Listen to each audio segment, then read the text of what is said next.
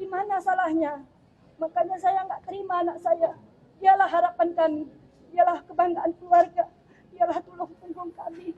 Cita-citanya terlalu berat sama adiknya, terlalu tinggi sama adiknya. Bahkan adiknya pun ditanggunginya. Gaji dia pun 2,5 juta sebelum naik kapal Thailand ini pun dikirimnya sama saya untuk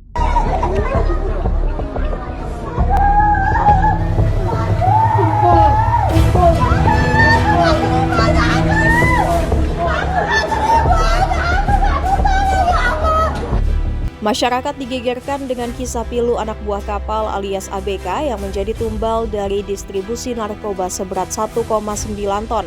ABK yang bernasib apes itu bernama Fandi Ramadan. Video pemuda berusia 26 tahun sambil menangis menyebut negara tak adil lantaran dirinya dijadikan tumbal pengungkapan kasus narkoba viral dan mengundang simpati netizen. Pasalnya Fandi merasa dijebak saat baru pertama kali menjadi ABK di kapal Sea Dragon yang ternyata tidak diketahuinya mengangkut barang haram narkoba seberat 1,9 ton.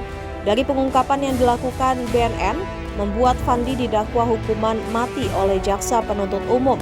Kisah Fandi seorang ABK yang dijebak pun kemudian viral di media sosial hingga menjadi perhatian pengacara kondang Hotman Paris.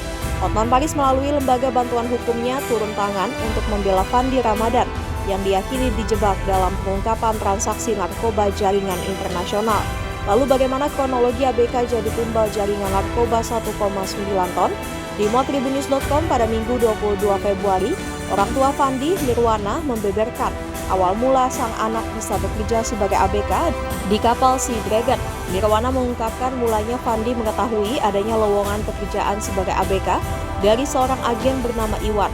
Lalu Fandi pun memberitahu soal lowongan pekerjaan tersebut ke Nirwana.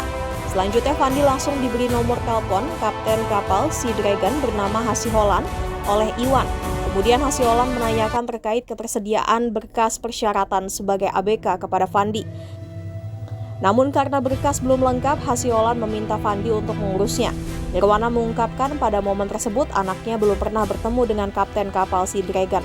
Dia mengatakan komunikasi tersebut dimulai pada April 2025 lalu. Beberapa hari kemudian, Hasiholan menghubungi Fandi terkait kelengkapan berkas persyaratan sebagai ABK. Setelah itu, Fandi pun mengirimkan berkas persyaratannya ke Hasiholan melalui handphone. Kemudian kata Nirwana, Iwan meminta sejumlah uang kepada Fandi sejumlah 2,5 juta rupiah. Pada 1 Mei 2025, Fandi dan Nirwana lantas pergi ke rumah Hasiholan dan momen tersebut menjadi awal pertemuan mereka secara langsung. Pada momen yang sama, Fandi juga meminta ibunya untuk menuntut perusahaan tempatnya bekerja jika dirinya terjadi sesuatu yang tidak sesuai. Pada kesempatan yang sama, pengacara Fandi, Hotman Paris, menyebut bahwa Fandi mulai bekerja sebagai ABK pada 13 Mei 2025. Lalu pada 18 Mei 2025, ada sebuah kapal yang menyerupai kapal nelayan memepet kapal yang ditumpangi Fandi. Tujuannya yaitu memindahkan sekitar 67 kardus. Fandi, kata Hotman, sempat curiga terkait kardus tersebut. Hotman mengatakan Fandi sempat bertanya kepada Hasiholan terkait isi dari kardus itu. Namun Hasiholan mengungkapkan bahwa isinya adalah uang dan emas. Dia mengungkapkan 3 hari kemudian atau 21 Mei 2025, Fandi pun tiba-tiba ditangkap oleh aparat. Adapun ternyata isi dari kardus itu bukanlah uang dan emas tetapi sabu. Asisten Tindak Pidana Umum atau Aspidum Kejati Kepri, Toto Rudianto, dalam keterangan resminya menanggapi beredarnya narasi di media sosial mengenai perkara dugaan tindak pidana narkotika yang menjerat terdakwa Fandi Ramadan. Klarifikasi itu sekaligus disampaikan sebagai bentuk keterbukaan informasi publik, sekaligus meluruskan informasi yang berkembang di masyarakat. Menurut Toto, proses penyidikan, penuntutan hingga persidangan telah dilaksanakan sesuai dengan ketentuan Undang-Undang Nomor 35 Tahun 2009 tentang narkotika serta Kitab Undang-Undang Hukum Acara Pidana atau KUHAP. Jadi harapan saya dengan keterangan anak saya bahwasanya anak saya tidak terlibat, saya bermohon sama Bapak Presiden.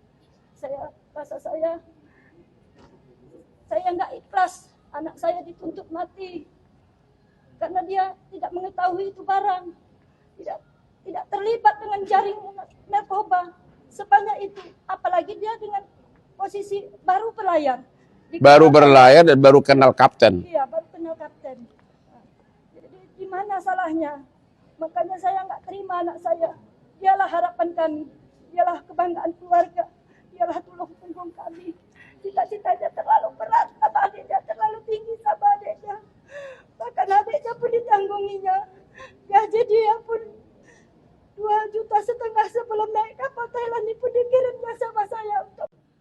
tangisan dari bapak dan ibu ini yang memang baru beberapa hari, kaptennya pun baru kenal, dan narkobanya hampir 2 ton.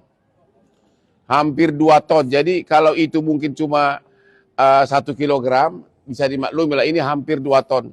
Jadi ini permainan kelas berat, bahkan kapalnya pun kapal berbendera Thailand, bukan Indonesia. Ya, dia pertama kali ketemu pada saat berangkat 1 Mei 2025.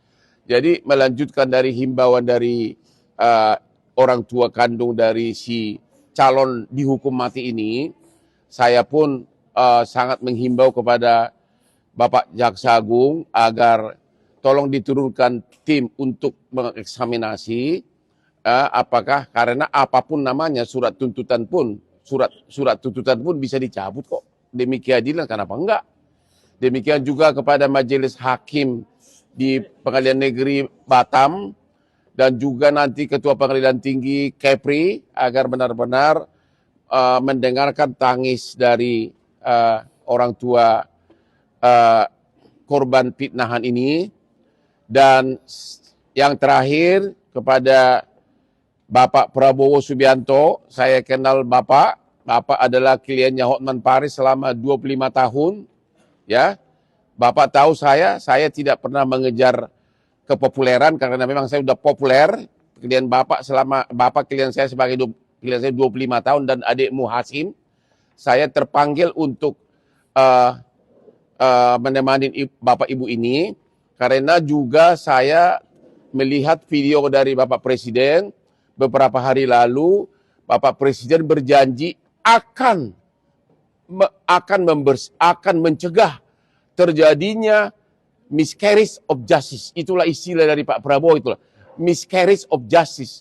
Artinya penyalahgunaan kewenangan untuk keadilan. Kesalahan dalam penegakan keadilan. Pak Prabowo berjanji akan mencegah adanya miscarriage of justice di negeri ini. Dan inilah bukti pertama. Dan saya yakin Bapak Prabowo, 290 juta penduduk Indonesia mendukung ibu ini. 290 juta penduduk Indonesia kemungkinan besar, saya yakin, ikut menghimbau kepada Bapak Prabowo agar mempergunakan kewenangannya untuk mencegah anak ibu ini masuk ke tiang gantungan. Terima kasih Bapak Prabowo. Ada pertanyaan, silakan. Ini sudah jelas ada 2 dari segi hukum, fakta yang sangat dominan yang bisa dipakai bahwa memang seharusnya tidak pantas dijatuhkan hukuman mati terhadap si Pandi. Yang pertama, ya, baru kenal pertama kali kapten ini pada saat mau berangkat ke pelabuhan ya. Naik pesawat ya. Naik pesawat ke Thailand, yaitu tanggal 1 Mei. Itu pertama kali ketemu si kapten ini yang namanya Pak Samosir ya. Ya, itu pertama kali. Itu fakta ya. Fakta kedua adalah bahwa si Fandi ini tidak tahu 67 itu yang dimasukkan oleh kapal, seolah-olah kapal mirip kapal nelayan di tengah laut. Si Fandi ini bertanya kepada si kapten, itu apa, ya kan? Apa? Dia rada curiga. Ya, rada curiga. Ya, dijawab bahwa itu adalah emas dan uang. Dan itu oleh si Fandi dijelaskan waktu pemeriksaan di persidangan, diakui oleh si kapten. Semua ngakuin. Semua ngakui bahwa memang si Fandi bertanya, ini apa gitu loh. Ya. Semua ngakui apa, Bu? Silakan, Bu. Semua mengakui bahwa si Pandi memang ada bertanya sama kapten. Paginya ditanya si Pandi sama kapten. Udah malam si Pandi bilang sama kawan-kawannya, ini barang apa ini bang? Tak betul lagi ini barang, pasti bom ini. Apa nih? Masa nggak curiga ini pasti bom? Mari kita tanya sama kapten. Janji katanya. Nah, itu makanya Pandinya enak juga. Paginya didatangi Pandi si kapten. Cap, barang apa itu Cap? Ayo kita periksa, diajak Pandi, kaptennya meriksa. Ayo kita periksa Cap, barang itu Cap. Enggak itu uang sama emas, kata si kapten. Nah. Jadi si Pandi bertanya 2 kali, pertama kan paginya. Iya, pertama kan malam itu waktu disuruh malam ngangkat, tanggal 13 ya. Nah, ya. Dia disuruh ngangkat. Jadi begitu diangkat si Pandi barang tuh, Pandi udah curiga, udah merasa nggak enak hatinya. Dibilangnya sama-sama yang mengangkat juga, kawannya si Leo. apa barang apa ini bang katanya. Ya enak perasaanku ini tak betul lagi nih, pasti bom. Masa kalian nggak curiga dengan barang ini, dibilang si Pandi. Karena di tengah laut disuruh kapten, Iya. anak buahnya disuruh estafet masuk pindahin barang dari kapal nelayan ke kapal mereka. Dan nggak mungkin nolak dong kalau kapten menyuruh kan. Ya, itu posisinya si Pandi lagi jaga. Lagi jaga apa? Ya, lagi jaga dia posisi dia, ada gilir-giliran orang itu. Piket Oh, apa? iya, Dia iya. mesin ya? Iya mesin. Oke. Jaga. Jadi dari situ dia udah curiga. Iya.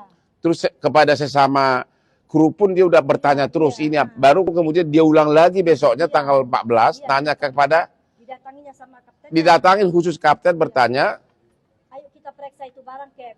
Nah, kaptennya nggak mau. kaptennya bilang enggak di itu emas sama uang, bukan bom. Itu emas sama uang, bilang kaptennya. Ternyata akhirnya hukuman mati. Jangan lupa subscribe ya.